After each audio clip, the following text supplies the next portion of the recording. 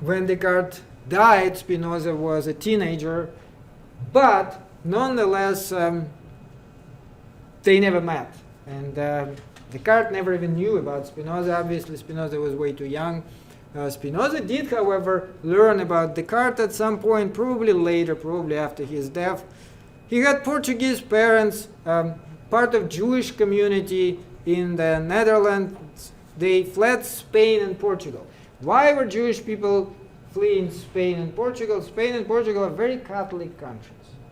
And the Catholics were not very happy about the Jewish people. They still are not. But back then, Inquisition and all that stuff, they could burn them at the stake and do all sorts of tortures because they thought they betrayed Christ. If you read the Bible, the Jewish people basically were the ones who suggested Christ should be crucified. So for this reason, Jewish people were persecuted throughout the centuries, and Holland at the time was considered a very free-thinking country. It was one of the countries where you could actually have freedom of religion. And for this reason, many Jewish people from Spain and Portugal, including his parents, ran away to Holland. And he was living there in Amsterdam with his parents in this Jewish community. Around the age of 20, he began serious study of philosophy. He actually didn't attend any university. He had a genteel teacher, Van den Enden, who was actually very good scholar. So it's kind of like this private tutoring type of thing, right? Private lessons. But nonetheless, they were probably pretty good. And also he was a very smart kid, so he learned a lot from him. Among other things, he learned the Descartes philosophy, because at that time, Descartes philosophy, like I said, universities already were kind of battling with it. Why battling? Because remember, universities still did the Aristotle scholastic philosophy. The Descartes to them was something new, and as usual, anything new comes along, people are very slow to accept it, so many universities were trying to ban it. And of course, as usual, it didn't work because students still were reading it and so on. So that teacher taught him many good things, and so he started writing his own stuff. He started to create his own philosophy. When he was in his 20s, that also began to express doubts about things such as immortality of the soul, existence of angels, and other traditional beliefs. And Jewish community was not very happy about it. Why? Well, part of the reason Holland was quite free-thinking country, it did accept the Jewish people who have their faith, but still they were not that free-thinking, right? So they didn't want any trouble. And they thought that if somebody comes up with ideas which are so going against any religion or so revolutionary, that creates trouble. And they basically were telling Jewish people to suppress it. The authorities were telling them, if somebody is not following your traditional ways or our traditional ways or something else, you may want to suppress it. So this is exactly what they were doing. They were pressuring him, and eventually he was excommunicated. And we still have the text of his excommunication. It's worthy to be read on its own. So this is how it went. Cursed he be by day, and cursed be he by night. Cursed be he when he lieth down, and cursed be he when he raises up. Cursed be he when he goeth out, and cursed be he when he comes in.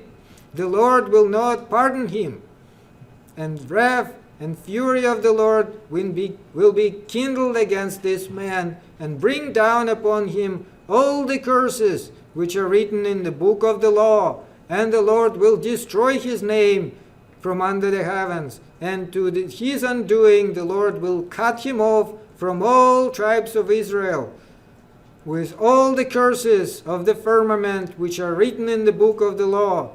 But ye that cleave unto the Lord God, live all of you this day.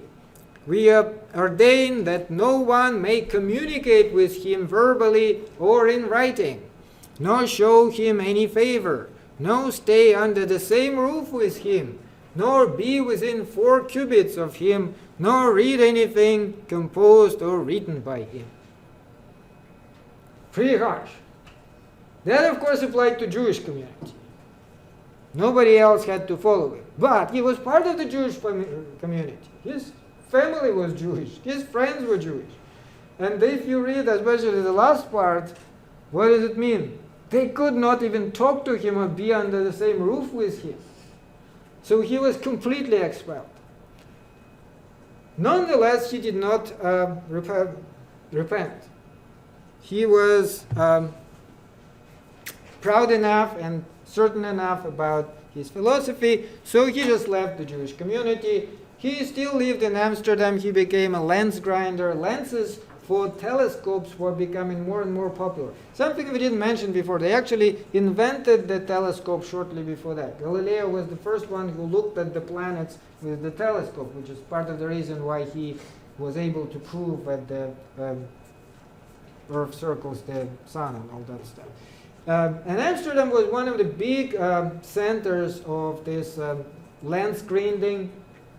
They were doing it manually, so you needed to have like some sort of glass formed, and then they were like shaping it up into a lens. That's what he was doing. Now that probably didn't help his lungs because they were not protecting themselves, and there's a lot of this dust from the glass. So he died very young of tuberculosis, which is disease of the lungs, probably because of this. Nonetheless, he still lived for reasonably long time. His works became very well known in Europe. He was even offered the chair of philosophy at Heidelberg University, despite himself having no university education. But his philosophy was considered so interesting and important that the university offered him a position, and he declined it. Why did he decline it? He said, well, if I enter it as a profession, there'll be some restrictions too, then they will tell me what to say, what not to say, and so on, and I don't want that. I want freedom. So he continued grinding his lenses. And finally, in 1677, so he was in his 40s, died after many years of battling tuberculosis, which may have been aggravated by the exposure to this glass dust. Probably was. Actually, lots of people were very upset about it because he was quite beloved in Amsterdam, had some very good friends. Anyway, so let's talk about his philosophy. He uses geometrical method. Now, not surprisingly, he also is a rationalist. He also thinks that we can get to everything by just thinking. We don't really need much experience. But we have to be consistent and use this mathematical geometrical method in that we first look for certain axioms which are self-evident and build from them and go on in this manner. So definitions, axioms, and then propositions derived from them, which is why I didn't really want to give you the reading, because it may seem a little strange. He actually does go on like this. There are a couple of slides which have quotes from his work. They are very, very, it's like a book on mathematics, really, more than a book on philosophy. But it is very interesting overall, so we will talk about what did he try to say there. He thought that all the causal connections are equivalent to logical connections. Logic and causality, to him, basically the same thing. The entire world is mathematical through and through. So if you understand it, you understand how everything works. What were his aims? First of all, to explain the fundamental nature of reality. Right? That's the goal of most philosophers, if not all of them. What is the reality? But even more importantly, to provide ethical theory, and remember, ethics deals with our behavior, so to explain virtue, perfection, freedom, and the highest good. In the end of the day, again, this is the goal for all of us, because we all here, we all want to know what are we doing, why are we doing it, what's the goal, what's the purpose, how should we behave, and so on. So he, in the end of the day, was not just trying to learn how the world is for the sake of curiosity, but because he thought that actually that will tell us how to live our life. There is an attendance sheet somewhere floating around. Yeah, you may want to pass it over.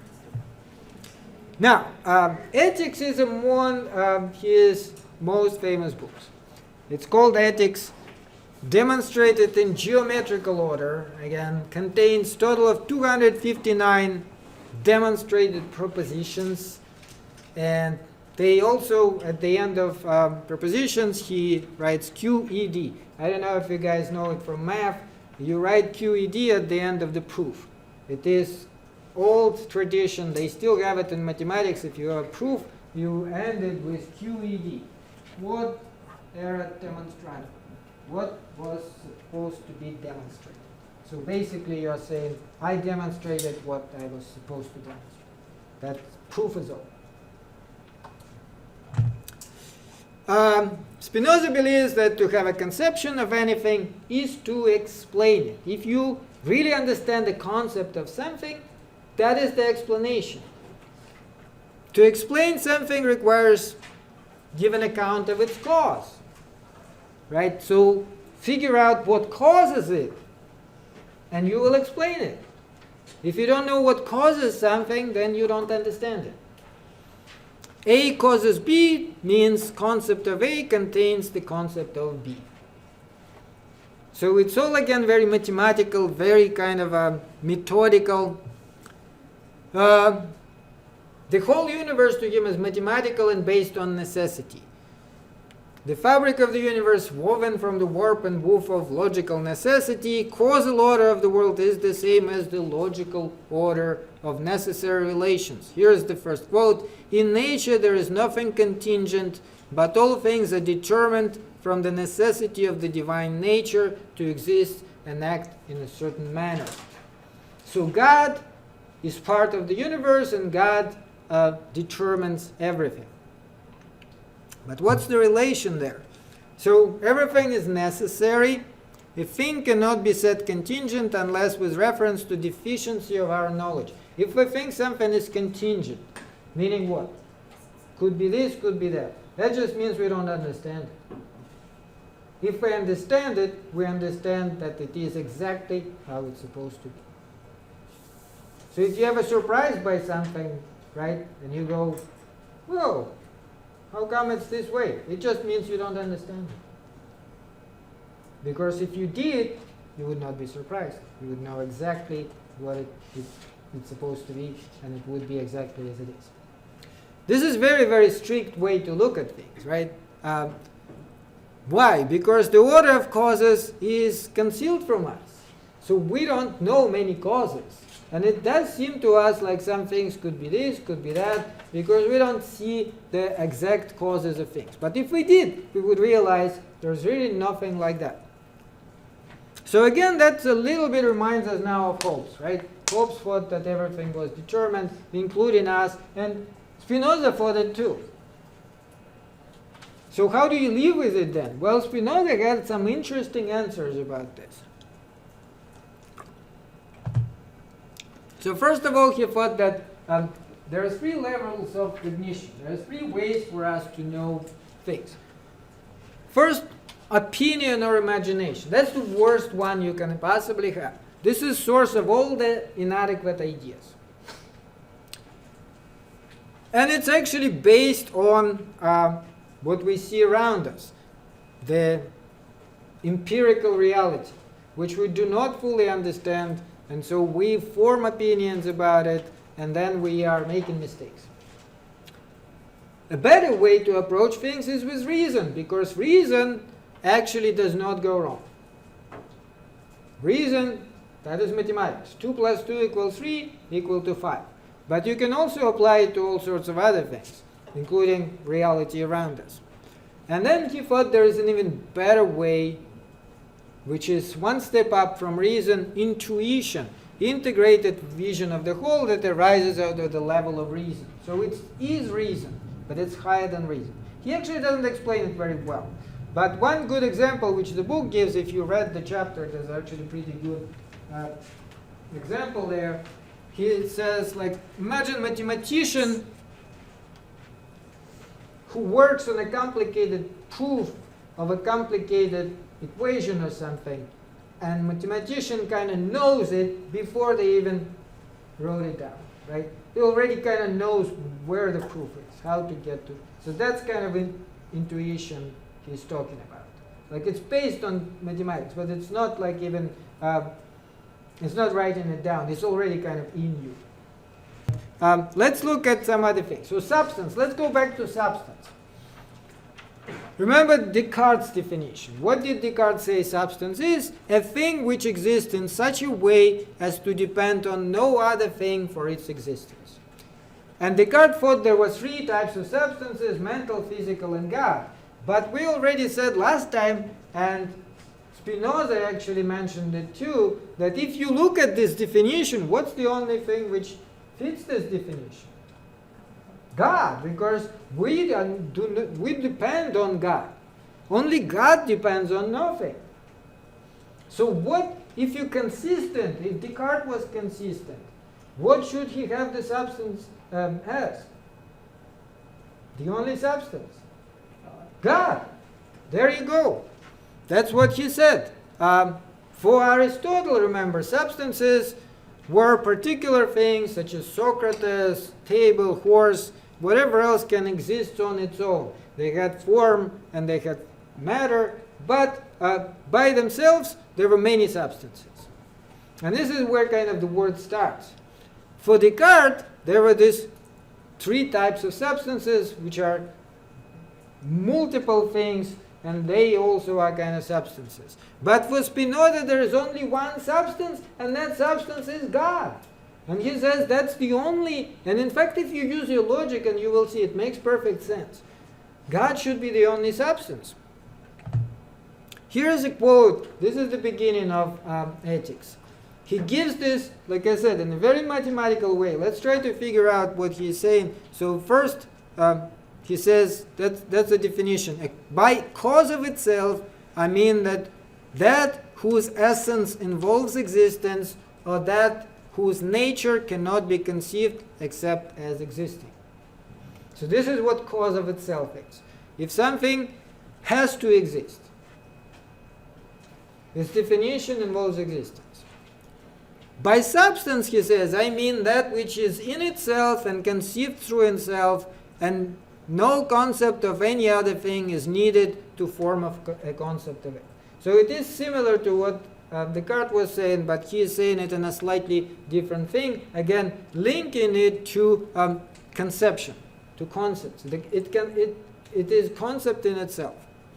But then he also adds attribute. He says, by attribute I mean that which an intellect perceives of a substance as constituting its essence.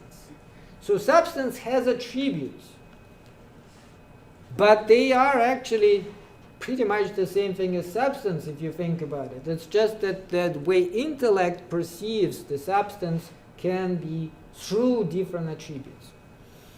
And then by God, he says, I mean absolutely infinite being, substance consisting of infinite attributes, each one of which expresses eternal and infinite essence. And once he does that, it immediately becomes clear that God is the only substance, which he again agrees with Descartes. Here is the logic. That's actually the way it is in the book. So the concept of substance is a concept of that which is completely self-contained, does not need the concept of anything else to make it intelligible, right? If a substance had a cause, then to understand that substance, we would have to have knowledge of its cause. But then it wouldn't be a substance, because 2b contradicts the definition in premise 1. Substance doesn't depend on anything else. It cannot be explained through anything else. Hence, a substance cannot have a cause. God is a substance. It follows that God does not have a cause and must necessarily exist. Okay, where does it lead us then? Well, first of all, this is kind of a long thing, but just the gist of it consists of this. If God is infinite, and He is the only substance, can there be anything else other than God? No.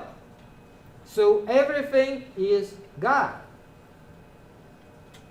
Literally everything is God. That is kind of where it leads us. That's called pantheism, right? Pantheism is basically saying that God is everything. Pan in Greek meant all, and theos means God. God is all there is in the world. Whatever is in God, and nothing can be or be conceived without God. God is the totality. God is the universe. The universe is God. And then the question, does God exist, becomes even meaningless, right? Does God exist? If God is everything. Of course God exists, because everything exists. It also answers several theological questions which are a problem for traditional religion. One of these questions is, why did God create the world? Why is it a problem? Well, because several things here immediately raise question. Like, if we suppose that there is God and no world, and then there is God and the world, the question becomes, why? What was the reason? Did God miss something? But God does not miss anything. God is already has everything there is, because God is perfect, right? So a human being, let's think about it in terms of human being. If you are sitting at home and you don't have a chair or something, you can make a chair, right? Would you do it for no reason whatsoever? Probably not. Similar with God. It seems like if God was already complete, perfect being, why would He bother creating the world? He already has everything He has. The other problem is, again, if God is infinite and perfect, and then He creates the world, doesn't it then make Him less of an infinite and a perfect being? Because now there's this other thing there, the world. But if you think of God as the world, this whole thing goes away. It's a solution right there. God is the world. He didn't create anything. He is the world. End of story. What about traditional God? Well, here's his answer. He says, I believe that a triangle, if it could speak, would likewise say that God is eminently triangular, and the circle, that God's nature is eminently circular. In this way, each would ascribe to God its own attributes, assuming itself to be like God and regarding all else ill-formed. So that's kind of his answer. The traditional idea of God is like this grandpa with the beard or whatever sitting on a cloud. He's saying, yeah, we are making God like us. Hopefully now you can see why they excommunicated him and were so mad at him. What do you think that priests and rabbis thought about this, especially at the time? They were not very happy. But he actually thinks that since there is such clear proofs of all of this, mathematical proofs, and his reason tells me this is how things are, he thought he could not lie. He could not pretend, even if that meant that he'll be excommunicated and all his family and friends would never speak to him again. But he thought, the truth is more important for me. And I actually would rather leave alone and grind those lenses and stuff, but tell the truth. That's the philosophical attitude. Is he an atheist now or religious mystic? Because many people then, of course, question whether he talks about God all the time, and he talks about love of God and so on. But if God is equal to nature, if God is equal to the universe, what is God then? Isn't it becoming the form of atheism? Because what's the role of this God then? Well, actually, not exactly, because as we will see, many of the later philosophers will be basing their philosophy on this. German idealism in particular we'll talk about after Kant. Now, thinking of the God as the universe doesn't dismiss God completely. Because the universe, you can look at the universe also as a live organism of which we are part, right? And it also is astonishingly complex and interesting and mysterious. Do we know nature all that well? Do we know everything? No. So that actually does not rob us of anything. On the contrary, it does give us some truly philosophical insights into many things which we may not get if all we do is just follow a certain particular religion. Because this is not a particular religion. This is pure philosophy now. Now, one interesting question the whole thing raises. Remember, for him everything is necessary. God alone is the free cause, he says. God alone is a free cause, but God does not act from freedom of the will. Remember we talked about voluntarists and intellectualists. So voluntarist was saying that God's will is such that God can make even 2 plus 3 equal 6 or whatever. Now, Spinoza does not agree with that. He actually is intellectualist. He thinks that even God cannot change God's own nature. God cannot make it so that 2 plus 3 equals 6, because that's part of who he is. That is his nature. But nonetheless, God has freedom. How can that be? If God cannot change these things, what does it even mean then? Well, God is internally determined. He's not externally determined. And that is an important in understanding the concept of freedom. What does it mean for something to be free? Well, if you internally determine yourself, you are free. If external forces determine you, then you are not free. So that doesn't mean the absence of constraint, because absence of constraint only gets you so far. And that is the important idea. So freedom for Spinoza is an illusion. We think we are free.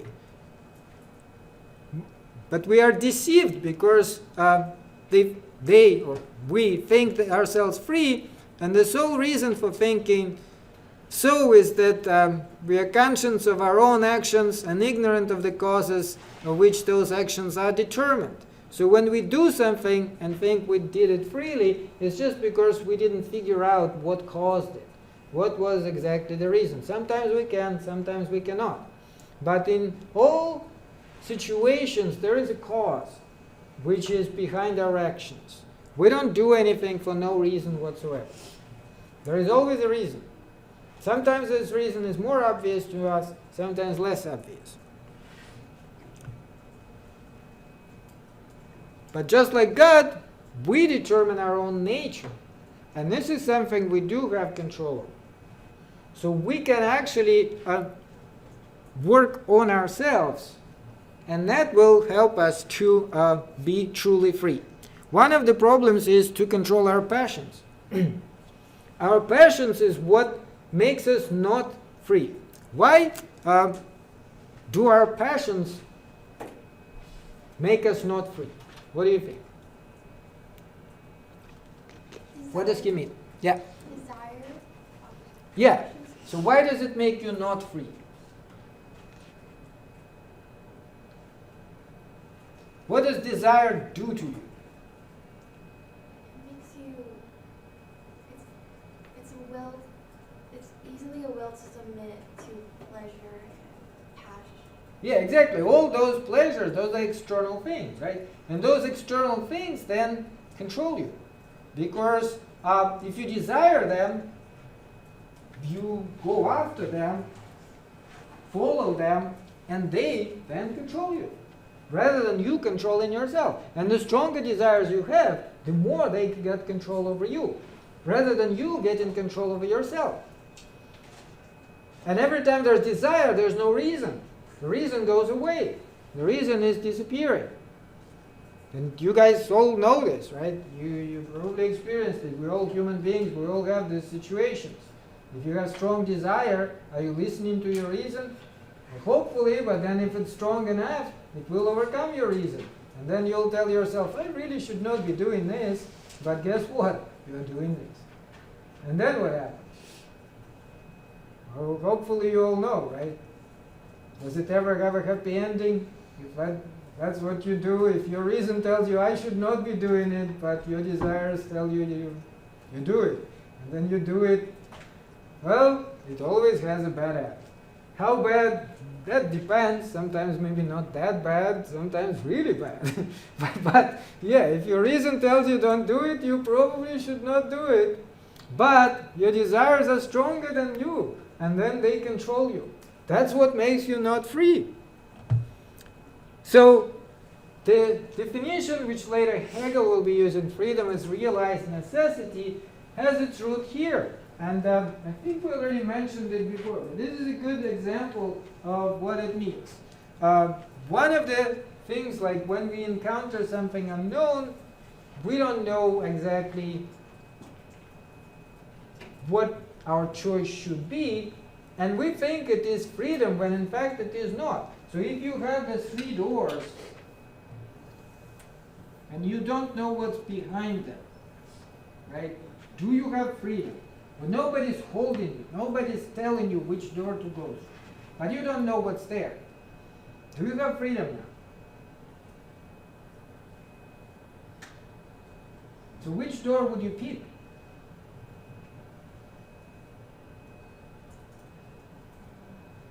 Well, sometimes students say like the middle one or whatever, but this is completely random, right? You may as well choose the other one because you don't know what's behind them. So that's not freedom. But then suppose you find out that behind this door they will kill you. Behind this door they will rob you, rape you. But behind this door you will find happiness and love of your life. Now which door are you going to pick? I actually had sometimes students say this one. I think it's because this is not a real choice, right? You can say whatever you want. But if it was a real choice, obviously anybody in their right mind would choose this door. Because, I mean, why would you want to be raped or murdered? Nobody wants that. And so in reality now, do you have choice? It seems like you don't have choice, but that is the real choice. This is when you have choice. You have choice only when you know what is the right thing to do. So that's his point. Once you know what's the right thing to do, it seems like you no longer have choice, but you really do. Before that, you really don't. It's like the same thing with flipping a coin. If people don't know what to do, they flip a coin. What does that really mean? If you think about it, it means one thing and one thing only. You give up your choice to the coin. You want the coin to decide for you. So that's exactly the example of not having any freedom. Because you have freedom, but you don't know what to do. So you want somebody else to decide it for you. Be it the coin or maybe a friend or whatever. You tell me what to do. So that is an important thing to understand about freedom. Freedom is not when you can do whatever the hell you want. Freedom is when you know what you have to do. Yourself, not being forced. Obviously, if somebody is just like grabs you and shoves you through one of these doors, you don't have freedom either. And that's kind of more or less what most people think not having freedom is. Because it's like somebody tells you what to do and you have to do it rather than what you want to do yourself. But nonetheless, that's not all there is to it. Absence of restraint is not enough to have freedom. And then back to the mind-body problem. Remember that is this interaction problem which Descartes had. He was saying that minds and bodies are two different substances. Well, here's how Spinoza now resolves it. Because how many substances now are for Spinoza? Just one. God is the substance. So what is the difference between spiritual and physical? He thinks both of them are attribute of God. It's just different ways to look at things. The God, the ultimate substance, can be looked at as being ideal or spiritual. and it can also be looked at as being physical. And it is the same thing. Like literally, this is what is known as dual aspect theory. Two ways to look at the same thing, right? A solution to the mind-body problem. The same reality can be perceived in two different ways, either as an idea or as an object.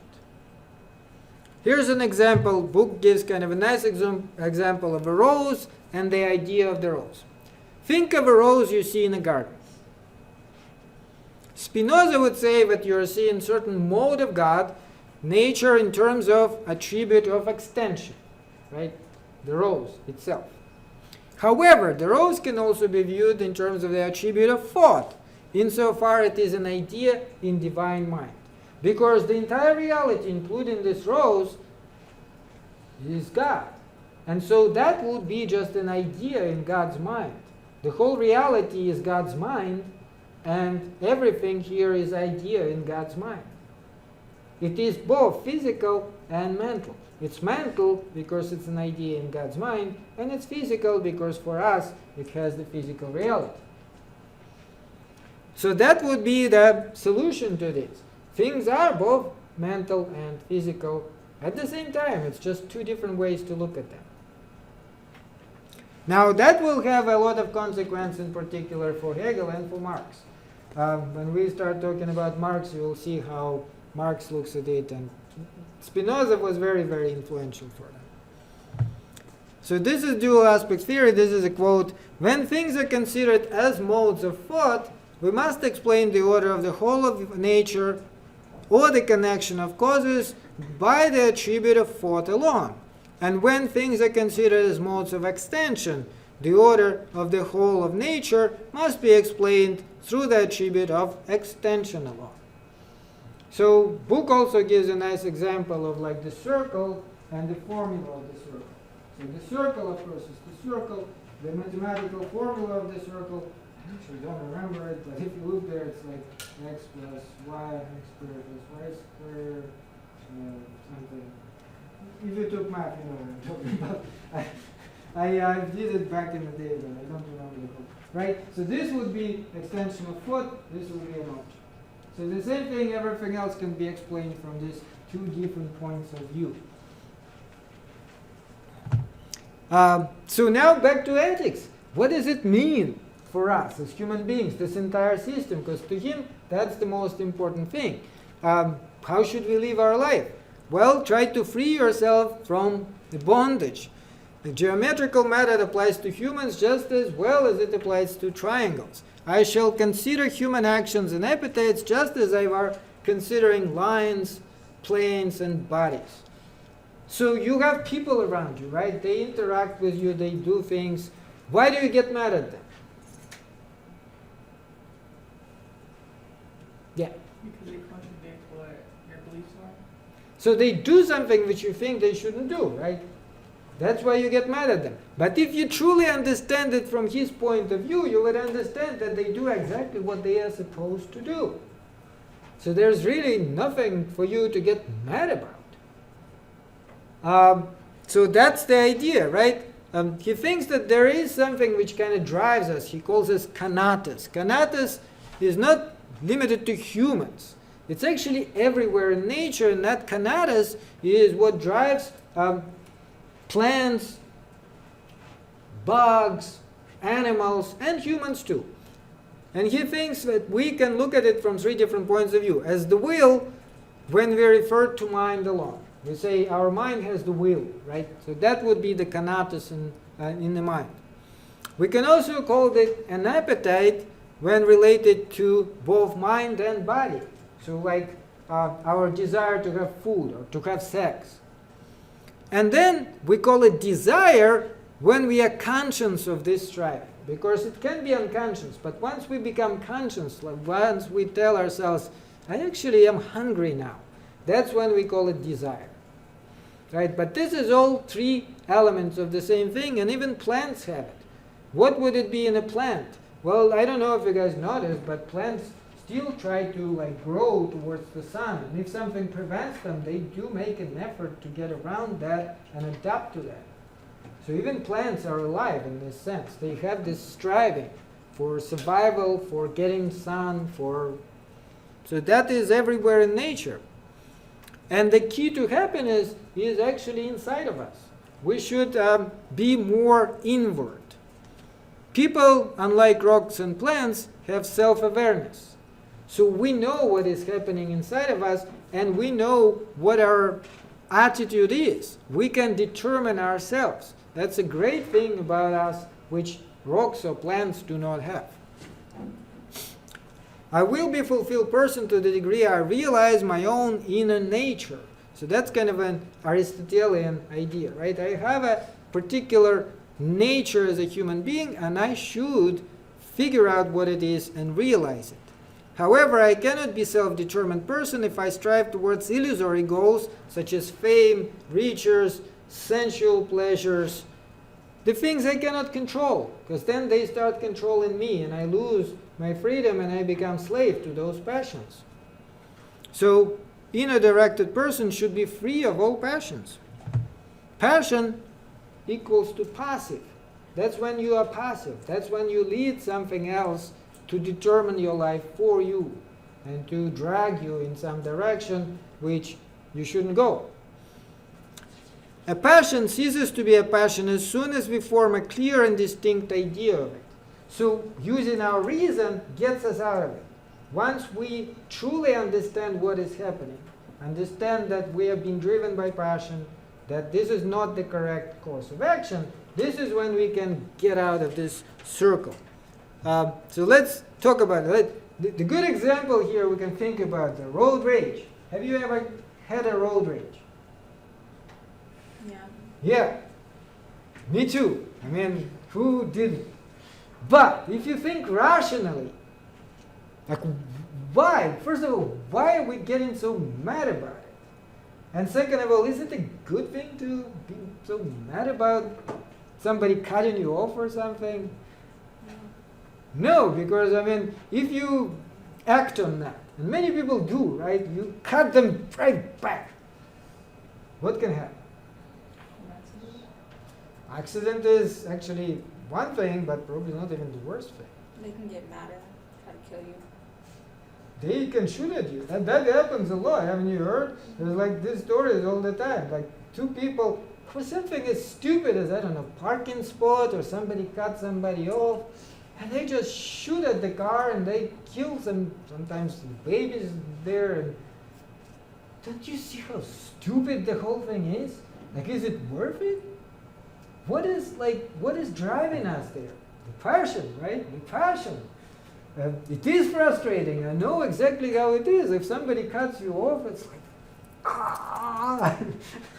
And you know, like, it's actually funny sometimes. I was in a car with my wife, and she's very calm about it, and she really calms me down. And I'm like, no, but look at what they're doing. And she's like, come on. You should know better, indeed. Like, I teach this stuff. I should know. But there's just something about it which is so goddamn frustrating. You like really want to stick it to them. Right? And you really shouldn't, because no good can come. What good can possibly come out of it? Have you ever seen anybody like cut you off and you like cut them off in return and they apologize? No, of course not. Best case scenario, they will just drive in opposite direction, just as mad at you as before and even worse. But worst case scenario, seriously, people can shoot you or like hit you with their car. Like there's so many videos online when people just completely lose it over something like this. And then like 2-3 days later, when they are sitting in jail and you are hopefully still alive, but maybe not as healthy as before, both of you will start thinking about it and realizing how goddamn stupid the whole thing was. Like, oh, what? Somebody got big deal, jeez. Boo-hoo. Like, I lost 1 second on the freeway. I could have been faster. But because of you, I had to slow down. Oh, horror. Right? Seriously. Like, what is the... Sometimes you're not even in that much rush. It's just the fact that they did it. So that is the great illustration, and Spinoza would tell you, like, use your reason. Just cool down, breathe, and just tell yourself, like, this is not a big deal. I will still get wherever I'm going. Let them be idiots. Next person they cut off, maybe we will shoot at them or something. It's not gonna be me. I will just keep on peacefully driving wherever it is I want to go. Because, like, seriously, like, no good will come out of it. No. It's hard. I know it's hard. That's because we are all human beings, right? We all have these passions. And sometimes they can really get control of us, and we really should do our best not to allow it. There's so many of these situations. Sometimes you really get mad. Like, part of the reason with road rage, you know they deliberately do it, right? They know what they're doing. But have you noticed sometimes you get mad at things which you don't even control at all? I can give you another example. Like, sometimes, like, you don't see it much in Las Vegas. When I lived in Europe for a while, I was taking buses. The bus leaves right before you got there. Like, literally, you're running towards it. The damn thing closes the door and leaves. The driver just didn't see you. I mean, they are not like that mean. But that makes you so mad. And then, like, who exactly are you mad at in this situation? Right? And there's many other things when, like, there's literally nothing you can do about it. It's not even human beings. It's some sort of machines or robots or I don't know, which do not work. And you get mad. And it's like, what are you mad at? You want the machine to act differently? That is a machine. There's nothing it can do differently. So that's the point. Well, interestingly, that also leads him to the conclusion that good and evil themselves are relative. This is what is known as moral relativism, right? Because we all think that there are really things which, well, not all of us, but most people think that there are things which are good, and they really are good. And there are things which are evil, and they really are evil. But Spinoza disagrees. Based on his philosophy, he came to the conclusion that we usually just keep calling good whatever we like, and we call evil whatever we don't like. So it's really just our personal attitude. Here's another quote. He says, "We neither strive for, wish, seek, nor desire anything because we think it is to be good. But on the contrary, we adjudge a thing to be good because we strive for, wish, seek, or desire it." So if you desire something, you are telling yourself this is good. But if you don't want it to happen, you call it evil. And that's also why so many people disagree about it. This is, remember in philosophy 102, value judgments. The value judgment is the judgment when something is good, bad, right or wrong, better, worse, more important or less important than some other thing. Can two people agree about it? Well, sometimes they can, sometimes they cannot. But what do value judgments typically depend on? How do we decide whether something is good or bad? On our values, right? On our personal values. But where do we get those values? Do we like invent them from scratch? Huh? From your parents or like people that. Yeah, when we are born, we don't have any values. We're born as this tiny little thing which doesn't know what the hell is going on around. But then that tiny little thing starts growing, and then first, of course, our parents who teach us language start telling us this is good, this is bad. Do this, don't do this. Then, of course, that's not ending there. Who's the next group of people who start telling us things? They're our friends. Once we start having friends, our friends sometimes may tell us, okay, you know what, your parents said that it is good, but it's actually not. And this is much better. And then we may or may not listen to them. It depends, right? Some people do, some people don't. Then, of course, if you go to school, the teachers will be telling you things again, and you still have your friends, and society as a whole, and that kind of starts to determine what you consider generally good or bad. But since different people have different life, different parents, different friends, different conditions, they disagree about these things. So if we take two people, one of them, let's say, grew up in a ghetto. Their parents are drug addicts. Their friends are all gangsters. and another person whose parents are billionaires and they grow up in the best neighborhood and they go to the best school. Do you think they will have the same values? Probably not, right? They'll have very different life, which doesn't depend on them at all, because you don't decide where you're born.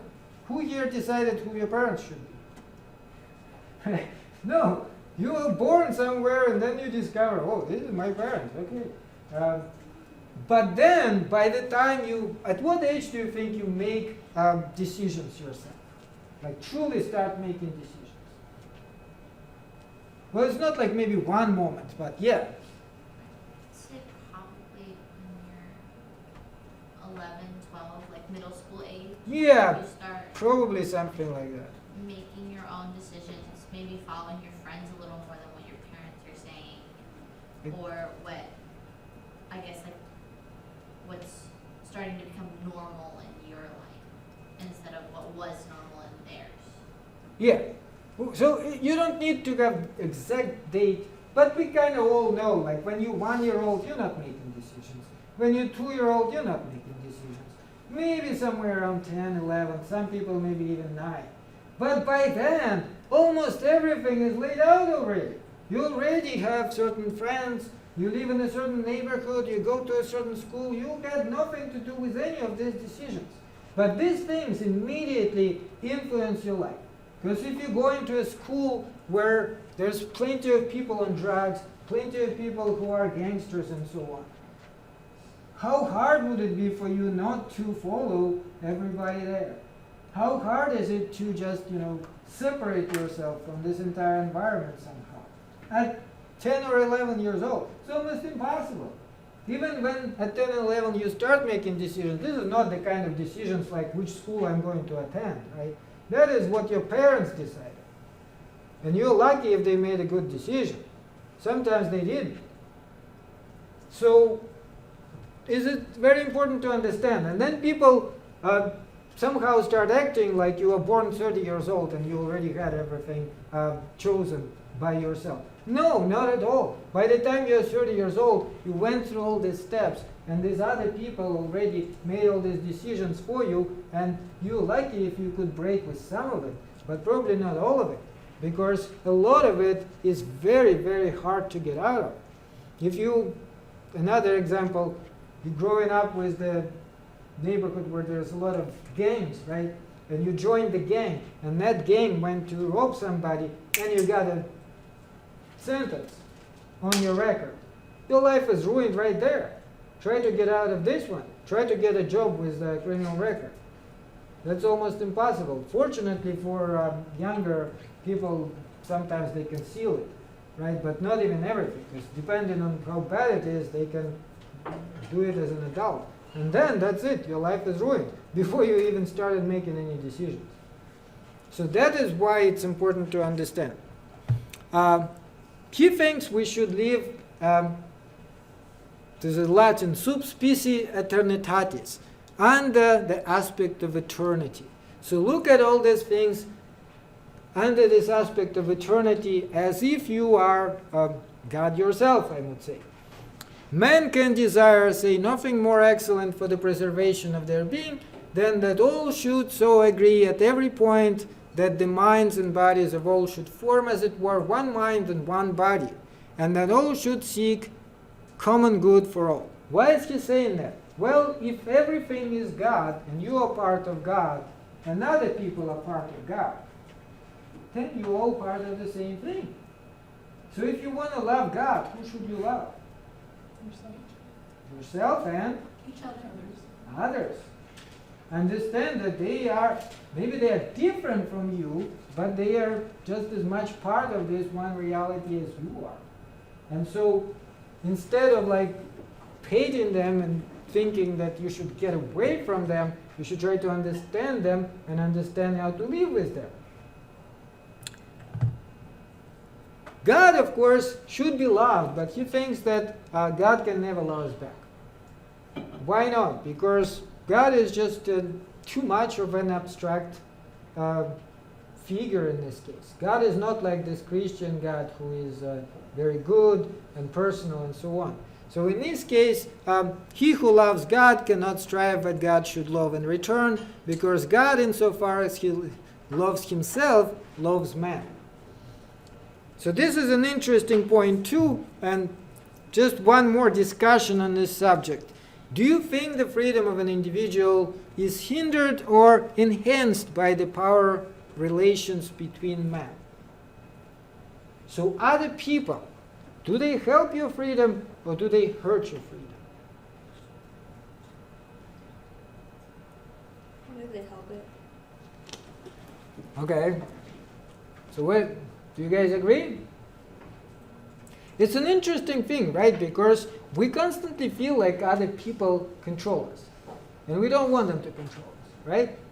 That's like one of those things which constantly happens. Starting with your family. Did you ever feel like your family is controlling you? Yeah, of course.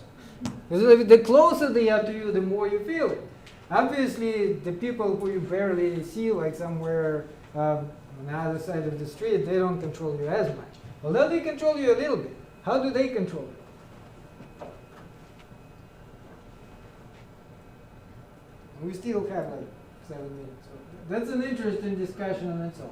Because we will get more into that, and to understand Marx in particular, to understand the future philosophy, this is important. We always, there's typical attitude is, oh, these goddamn other people. I so want to get away from all of them. Why? Because they constantly control me and control me and control me. They always want something from me. These damn people. Even if they're far away, how do they control you? They can see you. Right? They can see you. Isn't it already a form of control? These goddamn other people watching me all the time. And I can't even do what I want because they are there. Like far away, but I can see them. So they can see me. Right? So that is the thing. And it seems like the ultimate solution is to isolate yourself from all these people. But is it going to help? No. You actually can't get away from them. Like even if you wanted, where are you going to go? Like an uninhabited island, there's none left. The universe now is like all populated. There's no more islands. So where are you going to go? You can't go anywhere. You have to live with them. So you actually have to learn how to live with them so that they would do things which you like them to do and not you do things which you don't want to do. But that's the hardest thing in life. That actually is the biggest skill you can learn. And not everybody learns it. But that is how you can achieve true happiness. That's the only way to achieve true happiness, is to make sure, first of all, people who surround you actually make you happy. And you make them happy. And that is an incredibly difficult skill. Because there are no perfect people. Where are the perfect people? And you don't choose your family too, right? So that's another group which you somehow have to work with, even though you may have problems with.